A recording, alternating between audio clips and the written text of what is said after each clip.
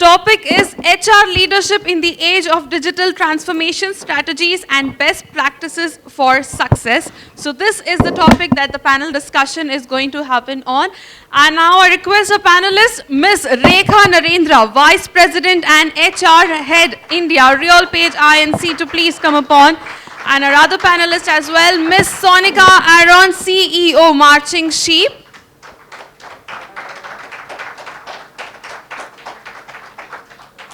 Mr. Franklin Jayakar, VP, HR and Admin, Voith Turbo, to please come upon. Also Mr. Abhinay Samson, Director, People and Culture, Zelis, to please come upon the stage. I also request Mr. Rahul Anandani Narayan, Director, People Business Partner, Pegasystems, to also come upon the stage. A very big round of applause, ladies and gentlemen, for our moderator and panelists present on the stage. I think there was a slight confusion post-lunch. All of these mix-ups do happen. So the discussion, once again, is HR leadership in the age of digital transformation, the most important topic for all of us who are in HR. So what we're going to do is, before we start this session, taking a cue from my friend Elton, I think he's not in the room right now, wanted to make sure that we start with a poll. How many of you, I'll start with the people on the dais, then I move on to people in the room, as to how many of you are actually adopting digital transformation in HR. If you are adopting digital, what is that you're doing differently? And this is what we want to learn from the speakers here today. Any one of you can open it.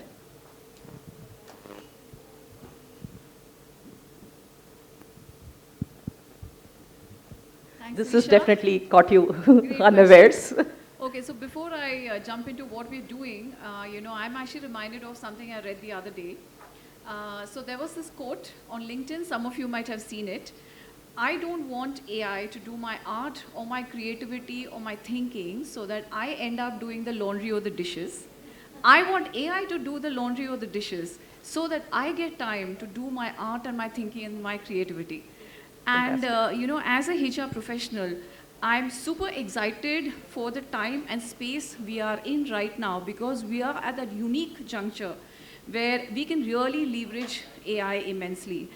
So there are a couple of examples, but one that I really want to share is a very, very recent example. So we had a hackathon in our office just last week.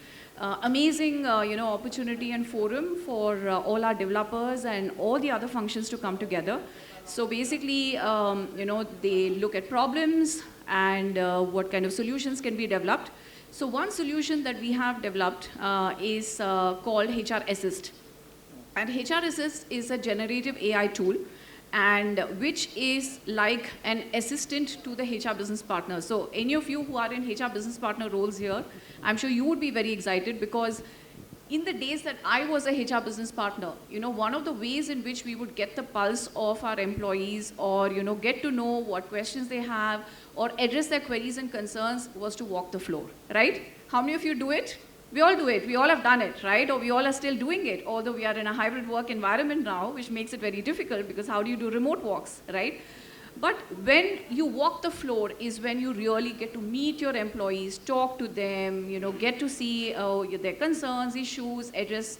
Sometimes it's something as simple as, hey, I don't know what to do with my leave, or I don't know what to do with my ESOPs, or, I have this insurance query, or something like that, right? It could be anything like that. So HR Assist helps you play that role, more so because we are in this environment today, which is hybrid, remote, and you really don't get to interact. Also because HR spans are becoming an issue. I think in the earlier sessions we spoke about cost and profitability and those kind of things. So those are also impacting us. So how do you do more with less? So these are the ways in which you can make the function more, more and more effective. So the tool is very simple. Every single document of HR is loaded into it, and as the employee keeps asking questions, it keeps learning, right? And it keeps responding and customizing the questions more and more. So it's an amazing, amazing, tool, and I know quite a few, organizations are already using it. So this is something that I definitely, wanted to share. Thanks so much. Any other speaker? Check. the world digital transformation is evolving. We at Zelis use AI very specifically. The talent is available, but how do we get qualitative talent is very important. Our R&D teams use AI to run Python scripts. This helps us to shortlist some of the profiles that we don't need, and it helps us to shortlist the talent that we actually need. And we use AI-powered tool, which eases the sourcing capability of our talent acquisition team. Half of the talent acquisitions team who are here spends time on cold search, or you do a lot of cold search on job portals.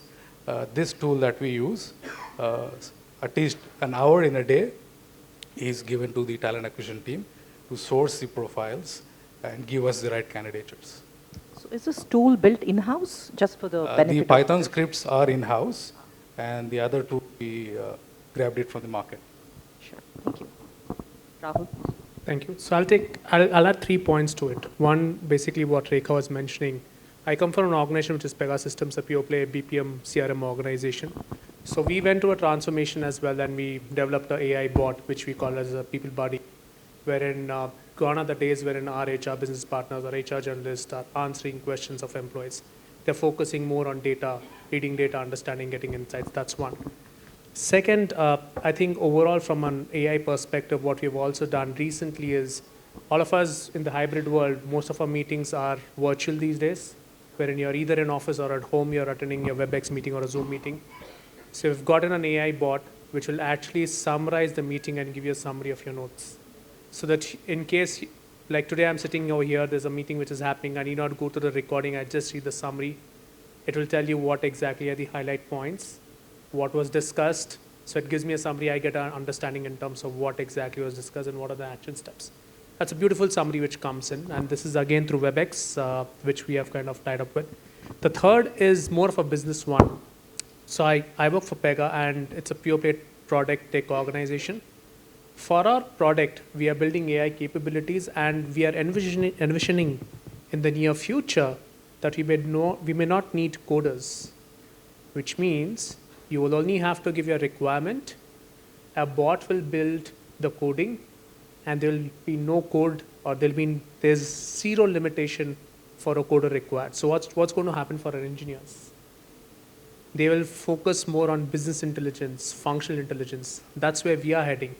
And as I'm talking, we are building that as a product, which is called as Blueprint.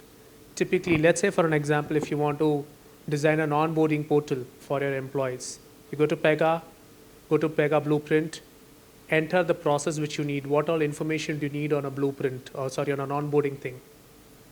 Employee information, data, so on and so forth. You just check the boxes, you hit on Blueprint, it will go to production, it will develop an application and give it to you. There's no code required.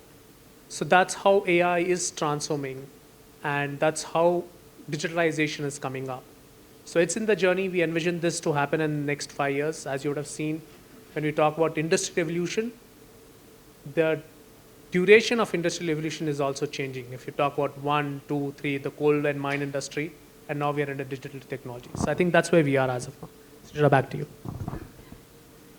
Now you know why we have a qualified list of people sitting here. They've done that, been there, done that. So these are the speakers who have actually integrated digital transformation into their organizations. Now, just a poll for you, just a raise of hands, how many of you are already using digital in HR? About 30% in the room? That's fair enough. I think we did definitely start somewhere. And again, according to me, again, in my own mind, I think that we should not be in a rat race. I keep saying that time and again. Just because another company has embarked on a digital transformation journey, you should not be in a race. Do you really have the resources? Do you really have the need is what you need to look at, and then accordingly move there. Now, the first question for you, Sonica, is how have you shaped or reshaped the role of HR within your organization thanks to the digital transformation, the journey that all of us are talking about today? So, not my organization. Let me talk about how I am seeing the change in the role of HR, right? So, very honestly, I see technology as an enabler and not a destination in itself, right? So, when Rahul says that, you know, we have a bot which is giving me the summary of the meeting, I think it enables everyone to know what happened in the meeting, and it kind of increases everybody's know-how and productivity, blah, blah, blah. When he says that, listen, at one point of time, we will not need coders. Now, the question which should come to our minds is, as HR professionals, what is going to happen to so many children, so many students, so many people who are coders? Their role will change. Simply, you know, sending them out and say कि layoff हो गया is not an option. And let me give you the bigger picture. Any organization, whether it is Google or it is Ola, for the short term, they might enjoy the benefits of layoff. But what happens to an economy when we are seeing mass layoffs? We are seeing a K-shaped economy. We are seeing people who are rich getting richer, and people who might be going through layoffs actually not having enough cash in hand to spend on the same services and products that these companies are making. So the question that HR needs to ask is, if roles are going to change, then what is it that we are doing today to make our workforce ready for those future changes? What is it that as an organization I can do? What is it that needs to be passed on to educational institutes? Is it some kind of an internship program that I need to do? Is it some kind of a CSR tie-up that I need to do? I don't know what the answer is. But I think the answer will be an intersection, a Venn diagram of all of these. But just saying that, you know, we are using technology, great. We have increased productivity, great. Roles have changed, great. We have laid off people and increased productivity, great. But then aage kya? So I think that is where HR needs to think that workforce planning for the future is something that here and now thinking versus future thinking is where I think role of HR needs to change significantly. The second thing what she said is FOMO में नहीं रहना है. That simply because everybody is doing it, so हमको भी करना है. So for example, I am a consulting firm. I have never gotten on the LMS bandwagon because somewhere I do not believe that behaviors can be changed by a 60-minute download, right? But I do believe that if I can use AI to replicate something like a case study or a role play or a theater experience, then why not? So where is it that I can use it, and where is it that it is making sense for me, my organization? And every organization will be different. I think that is where HR needs to push back. The third thing is this fear psychosis, कि नौकरी चली जाएगी, right? I think we need to drive more positivity towards it. I don't know why we are saying that we are right now in the digital transformation. I think we have been in digital transformation from the day first computer was made. I think just the pace of transformation has been increasing. जिस दिन first computer बना था, उस दिन everybody who was using pen and paper was told, now you have to do data entry using this. You remember that time banks में there was sannata, right? So why are we saying कि अभी digital transformation हो रहा है? Digital transformation तो हमेशा चलेगा. So why create that fear psychosis? Why not embrace it and say that, you know, it's for our benefit? So that's it for me. Fantastic. Anyone else would like to add to the role of HR in digital transformation? Yeah. So Rekha, this is for you. How does HR leverage technology to enhance employee experience and improve HR processes. Sure. So before that, just a couple of questions for the audience. I see some of you looking quite sleepy. Okay, so I know it's a post-lunch session, which is always the toughest one for us speakers, so please bear with us. So how many of you use, ChatGPT or Meta AI and all, like regularly? Okay, I see few hands going up slowly here and there. Okay, yeah, pretty good. How many of you have actually done a course on AI? Okay, great. Fantastic. Okay, so the reason why I'm asking this question is, and going back to what she mentioned, and I really want the conversation to be more futuristic before I actually jump into what Sirisha actually asked me. One is somewhere, so when I gave the earlier example, right, of HR assist, okay, so when you have a tool or a chatbot which is doing something like that, then what is your role? How does that transform? And it's important that you are futuristic and start thinking about that right now. So your role then needs to evolve, right? To be able to, play that true business partner to the business or the CEO and be transformative in nature or enabling, whatever you call it. But if you are not developing those skills which are required where you're using AI to improve your efficiency and you are transforming your skill set to be able to partner better, then that is where you become redundant, right? So that is just one thought I definitely want to leave with this group, today when you walk out. Okay, please remember this. As we talk so much, and I know AI is a hot topic. In fact, there was a speaker in one of the sessions, I think last week, and he said, you know what, for 7 minutes I've not said AI. Wow. Okay, because it's like that, right? Today, every single conference, every single meeting, we are saying AI. So it is a buzzword. It is, it is there. I know we all need to face it. Okay, let's come down to some of the examples, and we already heard some beautiful examples. So I'll just touch on a few. One is definitely recruitment. I think there's a world of difference that you can do.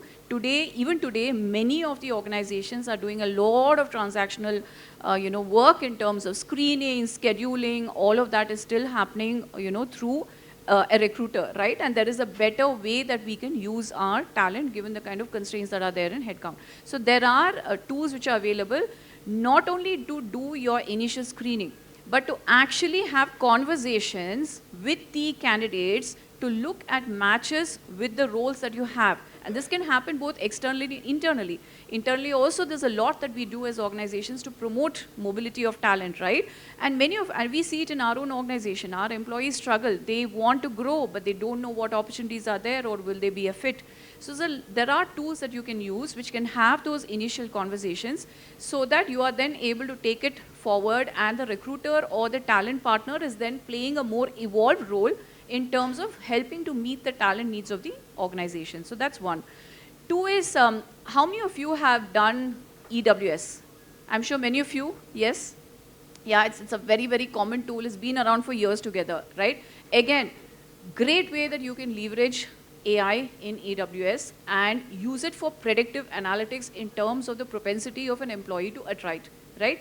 And which is so important because although very often, that's what we hear as HR professionals, that someone is leaving for salary, we also know that that's not always the case. There are triggers, okay? There are triggers, and if you are able to proactively catch the trigger, then you are able to correct it and do something differently. So there's a wealth of data that we are sitting on today, and if you have the right set of tools, you can pull all of that together and do a predictive analysis, right? So that's one other, thing. Learning and development. One size fits all approach, and I'm sure Sirisha knows this better than anyone because she is a L&D professional. Gone are the days where you just put everyone into a classroom and put them through a standard session, right? It no longer works. Every individual is unique, their learning method is unique, their personalities are very different, and their needs are very different. And you can actually leverage AI, pick on all the data pertaining to that person's profile, competencies, skills, gaps, performance appraisals. So there's a wealth of data that is available that can then be used to customize a learning plan which can, be used for the benefit of that person. The fourth one, and I just thought of it, which is more of a wish list. I've really not seen this anywhere, but we are actually at that time of the year we're going through the annual, renewals of the medical insurance plans. I'm sure many of you might, be also doing that. So you have standard covers. You have a 4 lakh or a 6 lakh GMC. You have a GPA. You have a GTL. Why does it have to be a standard package for everyone? Every employee and their family has different medical needs, and you have a wealth of data, right? You have so much of information, whether it is the medical checkups that they go through, or their family composition, the family history, their age, everything, body composition. There's a wealth of data. Based on that, it can send suggestions to the employee that, hey, these are a better set of packages. Maybe there's someone who is a bike rider or travels extensively. The suggestion can be to increase a GPA for them or increase something else for them. GMC, if the family has a history of certain, illnesses, increase GMC cover or increase top-ups or things like that. So you can actually create customized and personalized plans. I think the key thing here is the word personalized. There's a lot of personalization that you can do when you're leveraging AI across the various, HR functions in the employee lifecycle. And there are many, many examples, which I'm sure, my colleagues also would love to share. So that just got me thinking, Rekha. Earlier, when we used to take up a job, I'm talking about 20 plus years back when we were joining an organization, there was a pre-medical checkup that was conducted, right? I think over the years, they've done away with it. We don't have that as a mandatory thing. Maybe pharma industry still has it, but IT, I don't think we continue to have that. I think the idea that you have suggested, this is something that the pharma can take back and other industries too, and try to make it a personalized health care or system there. I think fantastic ideas there. Now, a question which is very close to my heart, again, L&D, continuous learning becomes very, very, it's always been the case and is also the case now in the digital era where continuous learning is important. And how do you ensure that digital and learning go hand in hand? And Abhinay, you can probably answer this. Sure. Thanks, Sirisha. I think it is essential for the leaders, not just HR leaders, the business leaders also, to adapt to the change that's happening and evolving. I have seen the era where my first mobile was 1100 Nokia. Today, my children uses the highest maker in the market, Apple. So that's the learning evaluation that each of us have gone through. Second, it's always important to have a growth mindset in the organization and for the leaders and by the leaders. When you have growth mindset, it is important that let employees fail sometimes, not every time, and then challenge themselves to learn that is evolving right now. And by evolving that, they will feel that there is something that's happening in the industry, and they will feel that growth is conscious and it's ever evolving. And one more important aspect, all of us have employee value proposition or associate value proposition. Learning and development should be the key proposition in your employee value proposition, whichever organization you belong. I think we should give the highest points or highest criteria in that. Have gradual development goals for each associates. At Zelis, we give about 5% weightage, and we encourage them to take it serious and develop your goals and be at par with the market. And we in-house have tech councils for each engagement activities that we do. Especially there is a tech council which takes care of the learnings for our associates. It is driven by associate, not leaders. And the sponsorer will be delivery lead, one of the software delivery lead. They take care of the hackathons, ideathons, you name it. So they come, they share the ideas. It is their evolution to bring it and make the changes. And finally, we should always keep it simple. We cannot learn everything and learn it at the pace that the associate would want to learn, and we should not force them to learn. And keep always their tracks in tandem and ensure that they are given constant feedback on where the areas that they should concentrate and develop their skills. Sure. Anyone else you would? So I'll give you a very practical example, something which we implemented for a mid-sized organization. It was a learning framework.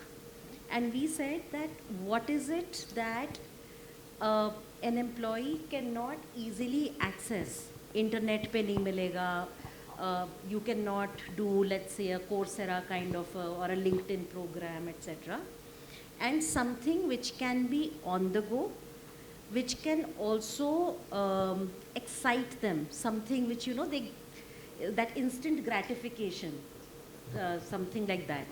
So what we did was that they had a little dashboard kind of a thing, wherein everything that they had to do had multiple touch points. There was a facilitator-led session if they needed it. There were micro-learnings, bite-sized micro-learnings as small as 3 minutes with a quiz or a video clip or something, not like a 1 hour thing, like a refresher. Then there was something which was as basic as saying that, okay, I applied this and this was the outcome. So sharing their own on-ground case study. So there were multiple touch points which said that, okay, in this month, these are number of things that or in this quarter, these are number of things that I developed on. The basic purpose, the underlying purpose was that the organization will create a learning opportunity. You can take a horse to the well, but you can't make it drink. How do you create a learning environment? How do you get them attracted to learning? So how do I give them 4 different experiences? And how do I make it accessible? So we gave them everything possible over there. And it was just about clicking, registering and saying that, okay, we will be available for this. This is what we will attend. This is what I will drive. It is part of my development plan, and drive it. And it really worked well. So for me, it was really using first data, like she said, to identify what is it that they wanted, which would happen like this. Earlier, if you had to go to the performance appraisal forms of 500 people, that in itself would take 3 months. But this happened like within like 2 days, you had that entire meet ready saying that karna kya hai. And after that, it was just plugging it in. So just a practical example I wanted to share. Plus always reward for learning is an addition that we can do. It wasn't monetary. It was just like collecting coins. More of a gamification sort of bringing like in a that game. aspect. So I might sound like a broken record because I keep saying that and repeating this as a L&D professional all the time. What worked for me, again, this worked for me, not necessary that it's going to work for all of you, is a 70-20-10 model, which I call it the best model to ensure every employee is taken care of from the L&D individual development plans too. So when I say 70-20-10, 70 is the organizational skills. This is a bread and butter. We can't do away with it because an employee in the organization wants an aspirational skill of being an astronaut. Is that going to happen? Is that going to work for the organization? Are they going to invest money in that? I don't think that's going to happen, right? So let's get them that 70% for you to perform that job role. Now the 20% could be the latest trends in the market. Because today, if you look at most of the L&D professionals, typically they do a training need analysis, right? That is how we work. But are we going one step forward and looking at the pre-sales data? That's exactly what I do in my organization. We call this team the ESG, Enterprise Solutions Group. We go to them and collect data in terms of what trends do you see? What are the customers asking us today? What technologies are they interested in? So that is the data point for us. Similarly, we also look at the customer satisfaction survey. We have our teams which do CSS every 6 months. We collect data points from there. Maybe not everything is about L&D. They just give us a dump, they say, go figure. We work on that data. We take out the important points which are relevant to training and develop learning and development programs which are in line with the requirement. Now that is the 70%, 20%. The 10% is aspirational skills. You as an individual aspire to be maybe a photographer, right? If you have that kind of privilege or a facility within the organization, for us, we do have an e-learning partner that we tied up with, who also gives us hobby classes, right? You can pick that and that can become your 10%. Again, the 10% could be someone to move from a developer role to an architect role. So it could be tech in nature too. So pick those, and that is when you're going to be successful as an L&D leader. You're thinking about the organization, you're giving them whatever is the latest and greatest, you're also allowing them to thrive based on the aspirational skills. Again, this is my 2 cents on the L&D piece. The next question, what role does data analytics play in HR decision making, and how can HR leaders utilize data? I think Rekha covered it pretty well, and Sonica also touched on it. So this question is for you, Rahul. Thank you, Sirisha. So before I answer that question, let me ask a question to all of you. According to you, which organization/institution has the maximum data and is going through the maximum digital revolution? Any answers? E-commerce. Anyone else? So quick commerce. Google. Sorry? That's the right answer according to me. Yep. Government of India. If you see our lives, right now all of us are focusing on getting our ITRs done, income tax returns. You look at how it has evolved in the last 5 years, not going back. It tracks each and every penny what you have in your account. So I think today our country, government in India, has the maximum data, is going through a huge digital transformation if you look at different aspects in your personal lives as well and professional lives as well. So how has it changed for HR in the last 5 years? I'll only talk about my experience, what I've seen, and probably it will help all of you. So let me talk about the first one. I think when we talk about an employee life cycle, we talk about hiring and an employee leaving. Typically now what happens is, I'm sure that few of you would have heard about LinkedIn Insights. So most of the openings are there on your Naukri.com or LinkedIn. It gets listed on your job, it gets listed on your current company portal, intranet, and it's usually linked to LinkedIn. Now what we typically have our recruiters and our leaders doing is, we see where our competitors are, who are our competitors. Are there any workforce which is getting hired in the next 2 or 3 months? That gives us intelligence to understand that we will have people losing from our organization to these set of organizations. Historically, it was more reactive, wherein we are losing people and then we are trying to see how many people we need to hire. Now we are predicting based on, okay, for an example, an XYZ organization has 100 roles open up, presuming we'll lose 20 they will hire 20 from our organization, because that gives you from where they are hiring and where they are losing as well. So you can predict that. Then what happens is, and this is again an experience standpoint, historically when people used to leave an organization and used to go to some other organization, we used to ask them in exit interviews, why are you going, where are you going? And they used to say, I'm joining my family business, I'm going back to my hometown. And after some time, through a informal network, you used to get to know that he or she has joined a competitor or some other industry. Few years down the line, you get to know the same information through a job portal. The same person puts in his or her profile, and your recruiters will say that this is where the individual is now, and this is where the person is looking for. Then it so happened you're using LinkedIn to find out where exactly this person is going. Today we are sitting wherein people are saying that I have 3 offers. This is the company's name, this is the role, this is the compensation. So I know where I'm losing people as well. So that is more reactive. It is more proactive than reactive in the near future. Now we are sitting wherein people are actually giving you the information without you asking that this is where I'm going. We are done away with the exit interviews. We have a simple page of exit interview.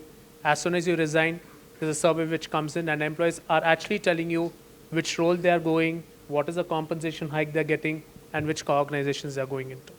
So that makes it happen. So this is on hiring and resignation. Talking about learning, we spoke about Coursera a little bit. So we have tied up with Coursera as an organization. I think our learning and development professionals are doing something very different in today's era.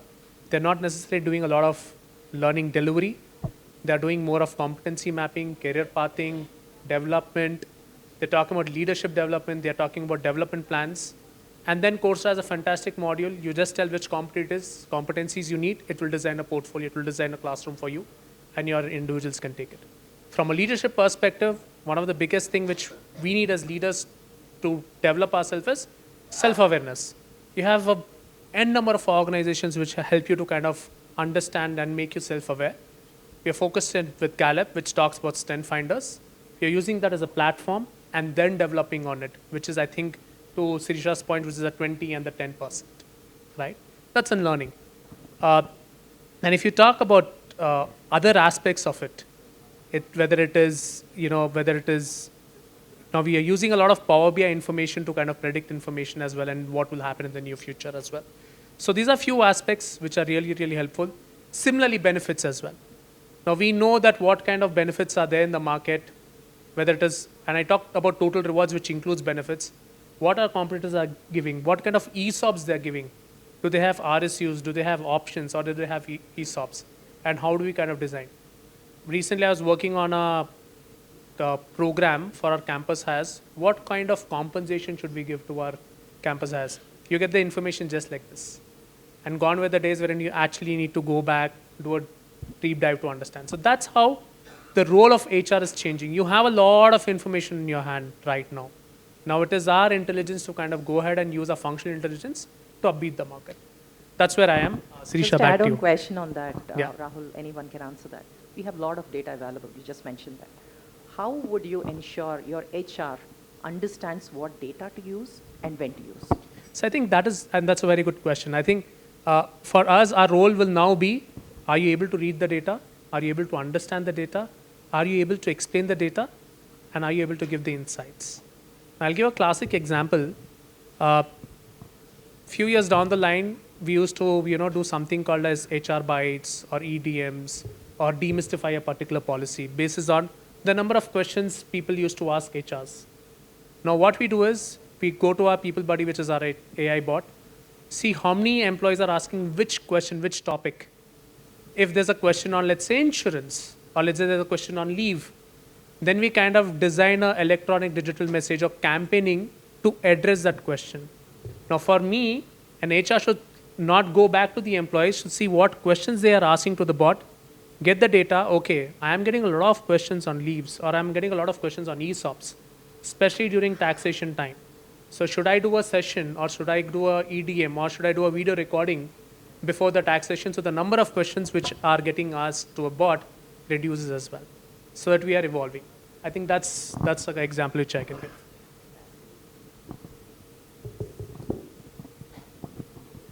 So now we spoke about the benefits that we have with the advent of digital transformation. Now, what are the challenges that you see?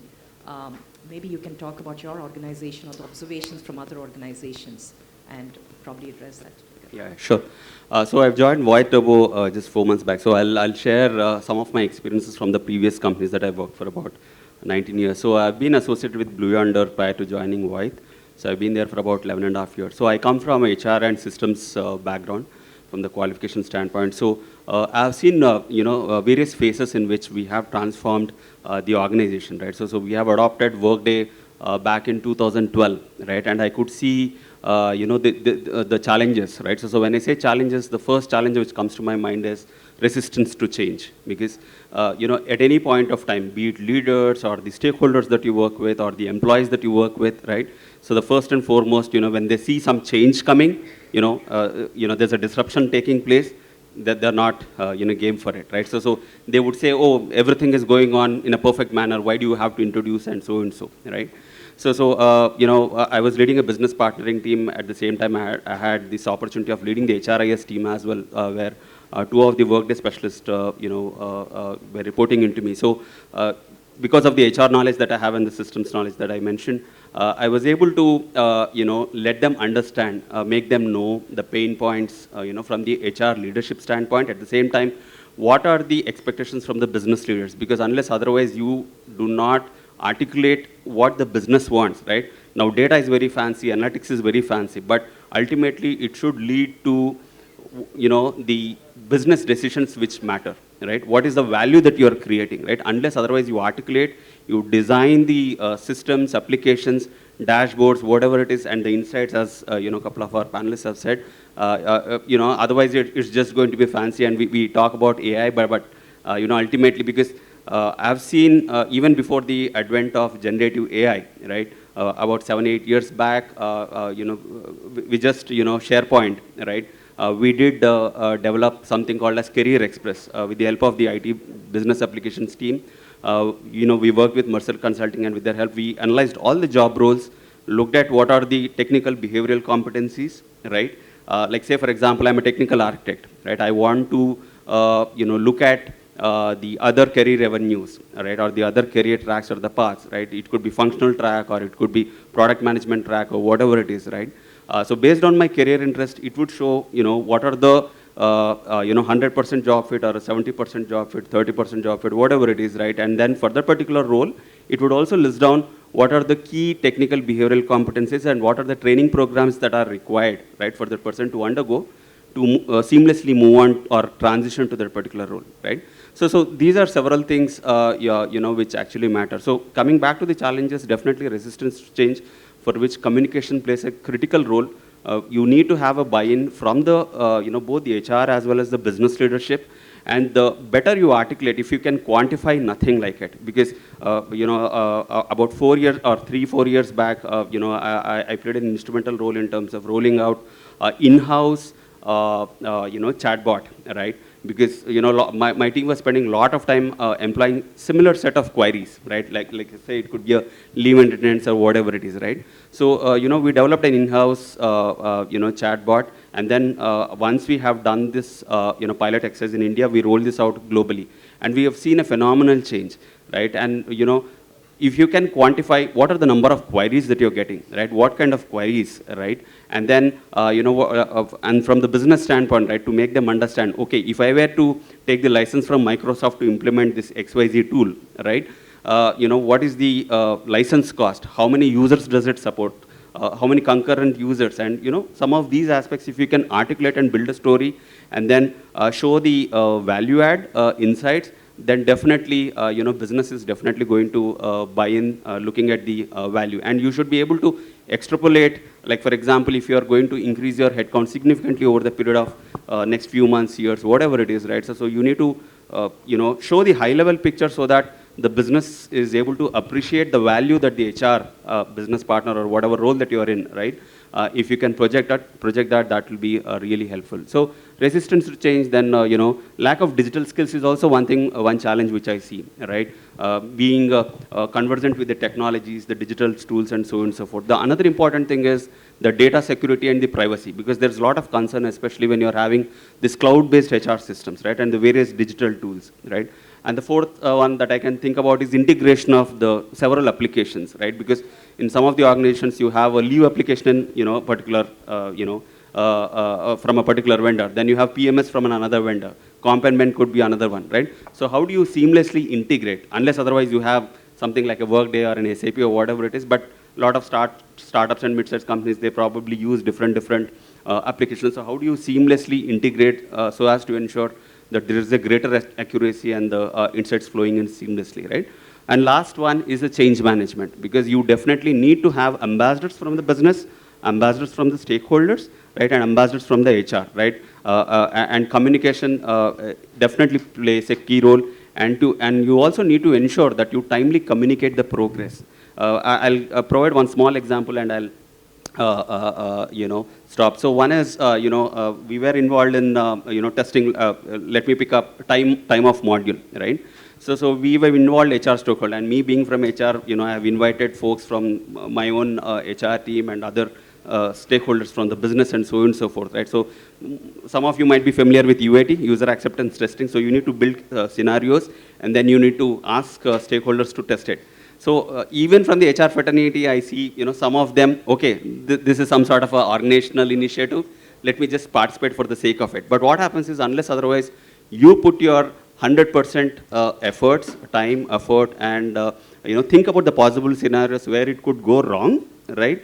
Then later on, we will be the sufferers, the HR team, because later on, if some bugs, some issues happens, then they would say, oh, HR has not done the proper due diligence and whatnot. So it's very much important that we get in the buy-in from all the stakeholders and ensure that each of the parties, put in our heart and soul in ensuring the success of the digital transformation. That actually helps buy-in for, the next level of digital transformation initiatives. Absolutely.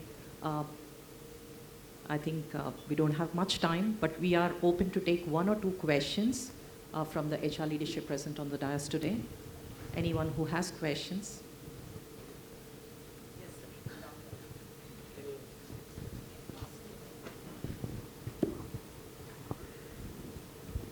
See, today, as you also led digital and as well, but today, is there any HR system that can speak hire to retire each other? Can I answer? Yeah. So again, I don't want to name, there are some, but what I mean to, again, basis my experience, right? None of the HR applications will provide 100%, I mean, it will not meet 100% of your expectations. The reason why is because as an organization, right, so you have certain philosophy, you have certain values, you have certain ways of doing things, right, or means of doing things, like a simple thing as, like, say, performance appraisal, right? I'll tell you one practical example. Performance management system. In India, we have confirmatory appraisals, right? We had a significant challenge, conceptualizing and then designing the module itself and then rolling it out. Because as I was mentioning previously, I had two of the Workday specialists, right? So they were working closely with me, and I was explaining them that, okay, this is the requirement, right? And Workday, as you know, they have their, predefined modules or whatever it is, and this is a customized requirement that we have, right? So whatever said and done in terms of be it performance parameters or the process flow and so on and so forth, right? If you honestly ask me, I think we've reached about maybe 70 to 80% in terms of what we can. And the remaining 20% is, sorry, Workday cannot deliver. Right? I'm just picking up one example. That's correct only, but yeah. I'm not just speaking about only PMS. For example, in PMS, you got an IDP. Right. Will it speak to your LMS? That will speak to, for example, I have done some interview. I'm actually taking that person, is onboarding. Will it go into your L&D and as well as PMS part? Is that kind of intelligence is happening? I believe it is possible. Possible. It is possible. There are, Integration programs, yeah. it's called something which I am forgetting, but there are integration programs which allow for that, for one system to speak to another in the backend, pick up data, make sense, and then translate. So for example, even in CRM modules, if you have an email module, it will pick up data from there, and then it will carve out emails, it will send a campaign, and so on and so forth. So there are different integration software. So if I can answer that, I come from a CRM organization, a BPM organization, which is Pega. The answer is yes, but whether you like the solution, the answer to it is no. For an example, as an organization, Pega, we have an internal PMS system. However, we moved on to SuccessFactors because their model is better. As an organization, we would rather focus on adding value to our clients and not focus on our internal systems. So there's a pause. How do you integrate is something which an internal organization has to do. But yes, they are CRM organizations and BPM organizations which can provide you end-to-end solution, but they may not be the best in the respective field which you may look. For an example, the LMS may talk to your PMS, but whether you like the integration or no, they will have some capabilities. You will have only limited. Let's say, for an example, you want to integrate Coursera to LMS. Your system will not allow you to integrate, as an example, but you want Coursera. You don't want your internal learning system. As simple as that. it is possible. Our core HRMS is Workday, but there are 4 systems apart from Workday are integrated to hire to retire model. Starting from TA, the bot is integrated with Workday, that gives us resumes. The ADP is integrated globally for payroll. Then LinkedIn, another Udemy is integrated with Workday for LMS. XYZ, so integration is key. There is no such platform which can give you end-to-end, and we'll never be happy with one platform.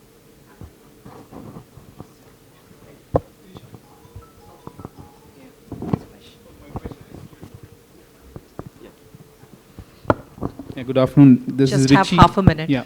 So I'm going to cut my intro and all that. And so you talked about very important thing, change management and leadership buy-in. Yeah, mindset. So how do you build that? Can you give us an example of how you worked through it, where you found resistance? Okay, sure. I'll give you a very simple example so that everyone can relate, right? Leave application. We had a standalone leave application, right, where people used to just apply leave and whatnot, right? So when Workday came in, it was a sea change for us. Again, it was 10, 11 years before, right? So at that point of time, we spoke to the, of course, it was more of a decision which was taken at a organizational level, right? So we did involve the first leader. So I actually undertook, programs, basically making the leadership aware, right? No, I'm just taking a time off as an example, but several other applications, right? So basically make them understand that this is how the systems work, this is the value add that comes in, right? And this is the time that we are going to save, right? Scheduling and so on and so forth, it becomes very seamless and so on and so forth, right? So one is you need to have separate programs for different levels. One is leadership. Then you need to have what I have done is what I'm telling you. One is with the leadership, one is with the managers, one is with the employees, right? And thereafter, we had recorded some of the sessions because you have new joiners joining in the organizations, because in my previous organizations, we used to have so many employees. So each and every time you can't, teach them, right? It becomes very difficult. So unless otherwise there is a sea change in terms of the process flow, we have pre-recorded the sessions and we have put it in a common repository where employees can refer. Like for example, leave of absence, if an employee goes on a maternity leave, right, or takes an adoption leave. Now it's kind of a probably, one of an event, whatever it is. You don't have to necessarily train each and everyone with respect to that. Yeah, you might provide an overview. But, typically what happens is that, we provide that link to that repository where the employee, if she or he has to apply for leave of absence, there's that helpful link. You click on that, it will take you to that learning program. So that way, we familiarize systems to all the employees. So involving all the stakeholders is the key.